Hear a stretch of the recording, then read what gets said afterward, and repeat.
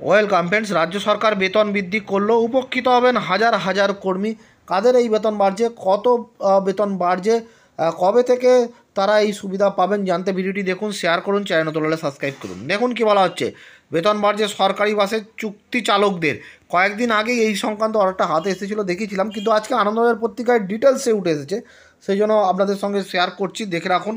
রাজ্য সরকারের অধীনে থাকা বিভিন্ন পরিবহন নিগমে চুক্তিভিত্তিক বাস চালকদের রাজ্য সরকারের অধীনে থাকা বিভিন্ন পরিবহন নিগমে চুক্তিভিত্তিক বাস চালকদের বেতন বৃদ্ধির সিদ্ধান্তের কথা জানিয়েছে রাজ্য পরিবহন দপ্তর। বৃহস্পতিবার জারি হওয়ার নির্দেশিকায় জানানো হয়েছে, এবার থেকে চালক পদে নিয়োগের শুরুতেই বেতন হবে মাসে 16,000 টাকা। এর আগে এই বেতন ছিল মাসে গড়ে 13,500 টাকা।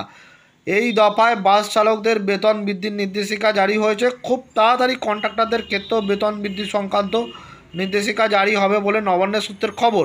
প্রসঙ্গত 2016 সালে পরিবহন দপ্তর সরকারি পরিবহন নিগমগুলিতে চুক্তির ভিত্তিতে বাস চালক এবং কন্ট্রাক্টর নিয়োগের প্রক্রিয়া শুরু করেন।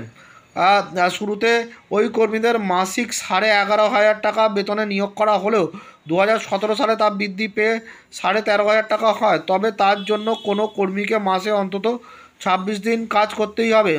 সদ্য জারি করা নির্দেশিকায় জানানো হয়েছে, যেসব বাস চালকদের চাকরিতে নিরবিচ্ছিন্নভাবে 5 বছর পূর্ণ হয়েছে তারা মাসে 20,000 টাকা বেতন পাবেন। ওই ব্যবস্থায় চাকরির মেয়াদ 10 বছর পূর্ণ করলে নির্দিষ্ট কর্মীর বেতন হবে 25,000 টাকা। চাকরির মেয়াদ 15 বছর এবং 20 বছর হলে ওই বেতন বৃদ্ধি পেয়ে হবে যথাক্রমে 31,000 এবং 38,000 টাকা। তাৎপর্যপূর্ণভাবে প্রায় 8 বছর পর বাস চালকদের বেতন বৃদ্ধির সিদ্ধান্ত ঘোষণা ছাড়াও নতুন নির্দেশিকায় রাজ্য সরকার এবারেই প্রথম চাকরির মেয়াদের সঙ্গে সাযুজ্য রেখে বেতন কম ঘোষণা করেছে। পশ্চিমবঙ্গ রাজ্য পরিবহন নিগম, কলকাতা ট্রাম কোম্পানি, কলকাতা রাষ্ট্রীয় পরিবহন নিগম, ভূতল পরিবহন নিগম, উত্তরবঙ্গ রাষ্ট্রীয় পরিবহন নিগম, দক্ষিণবঙ্গ রাষ্ট্রীয় পরিবহন নিগম মিলে 6টি সরকারি সংস্থায় প্রায় 1,500 চুক্তিভিত্তিক বাস চালক এবং কন্ট্রাক্টর আছেন। এই নির্দেশিকার সুবিধা তারা পাবেন। নতুন বেতন গত জানুয়ারি মাস থেকে কার্যকর হবে। বর্ধিত বেতন কর্মীদের এককালীন বকেয়া হিসাবে মিটিয়ে দেওয়া হবে বলেও সূত্রের খবর। দীর্ঘদিন ধরে সরকারি বাসের চালক এবং কন্ট্রাক্টরদের বেতন বৃদ্ধি না হওয়ায় কর্মী মহলে গুঞ্জন শোনা যাচ্ছিল। কম বেতনের কারণে বাস চালানোর পেশায় আসার আগ্রহ কমছে বলেও অভিযোগ উঠছিল। কয়েক মাস আগে সরকার 875 জন চালক এবং কন্ট্রাক্টর নিয়োগের কথা জানান।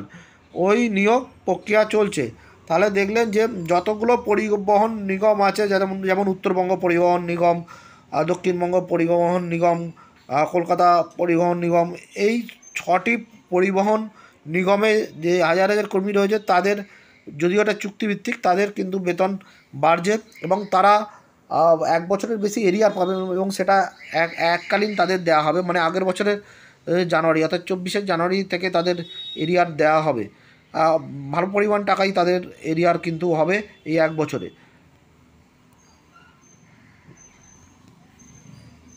ধন্যবাদ।